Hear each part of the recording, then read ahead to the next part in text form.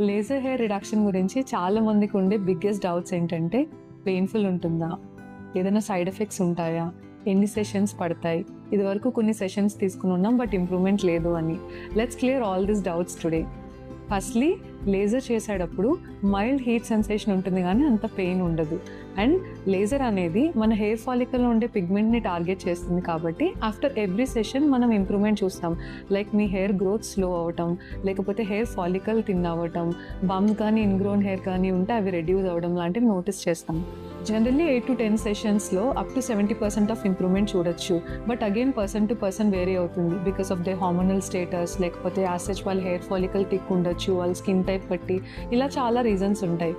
That is why it is always important to consult dermatologist. సలూన్స్లో కానీ random ప్లేసెస్లో కానీ దయచేసి లేజర్ హెయిర్ రిడక్షన్ చేయించుకోవద్దు. Your skin always deserves the best.